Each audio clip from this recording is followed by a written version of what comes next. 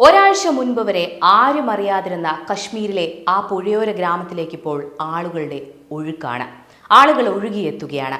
പഹൽഗാമിലെ ഭീകരരുടെ തോക്കിൻ മുന്നിൽ നിന്ന് സഞ്ചാരികളെ രക്ഷിക്കാൻ ശ്രമിക്കുന്നതിനിടെ ജീവൻ നഷ്ടപ്പെട്ട ആദിലിന്റെ നാടെന്നാണ് ഇപ്പോൾ കാശ്മീരിലെ ഹാപത്നാർ അറിയപ്പെടുന്നത്.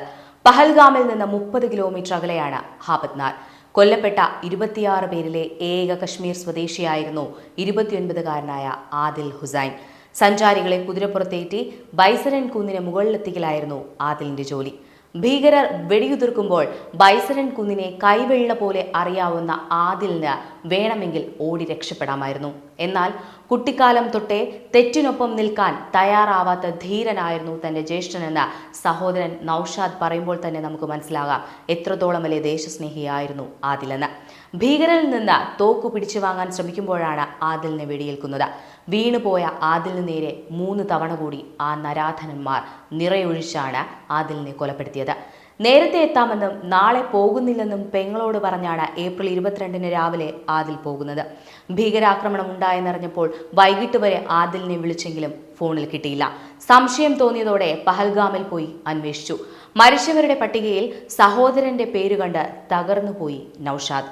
ഭീകരാക്രമണവുമായി ബന്ധപ്പെട്ട 2 ആദിൽമാരുടെ പേരുകളാണ് ഉയർന്നത്. ഒരാൾ നിരപരാധികൾക്കു നേരെ വെടിയുതിർത്ത ഭീകരൻ ആദിൽ അഹമ്മദ് തോക്കർ, മറ്റൊരാൾ നിരപരാധികളെ രക്ഷിക്കുന്നതിനിടെ ജീവൻ വെടിഞ്ഞ ആദിൽ ഹുസൈൻ.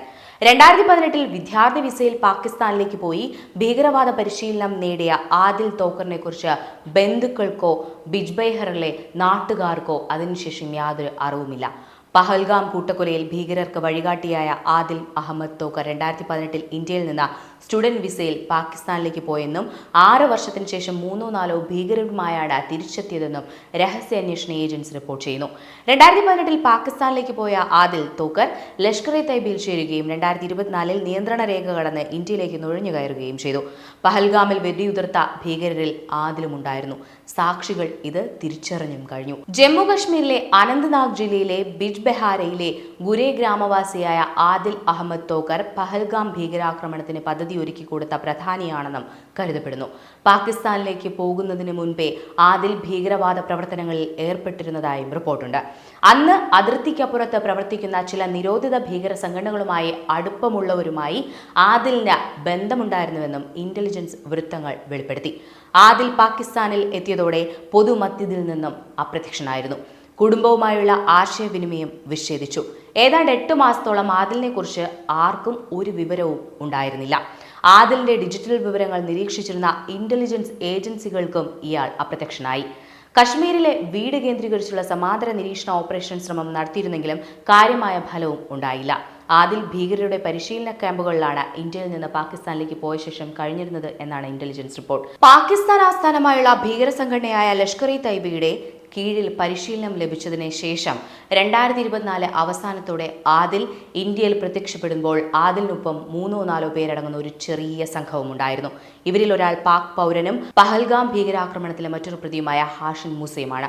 സുലൈമാൻ എന്നും ഇയാൾ അറിയപ്പെടുന്നുണ്ട്. മൂസയെ ഇന്ത്യയിലേക്ക് കടക്കാൻ സഹായിച്ചതും ആദിലാണ്. ആദിൽ നാട്ടിലെത്തിയ ശേഷവും ഒളിവിലായിരുന്നു. പാകിസ്ഥാനിൽ നിന്നെത്തിയ ഭീകരർക്കൊപ്പമായിരുന്നു ആദിലിന്റെ ഒളിവ് ജീവിതം. ആഴ്ചകളോളം ആദിൽ ഒളിവിൽ തുടർന്നു. ഈ കാലയളവിൽ ചില ഭീകര സംഘങ്ങളുമായി ബന്ധം സജീവമാക്കി.